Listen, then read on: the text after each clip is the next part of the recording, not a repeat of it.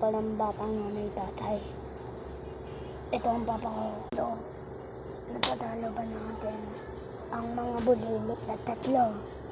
Tingnan lang natin sa part 7. Nasaan na kaya yung mga spirito na yun? Iko-cross ko sila. Ay, alam niyo ba, kami lang dalawa ni Ben yun dito kasi tulog pa si Siksik eh. Mamaya na nga, bye-bye. Nasaan na ako mga bulilit tayo? Ay nga, ko. Ipaprank ko sila. Uy, Siksik, gising ka na pala? Ay, gising ka na pala, Siksik? Sige.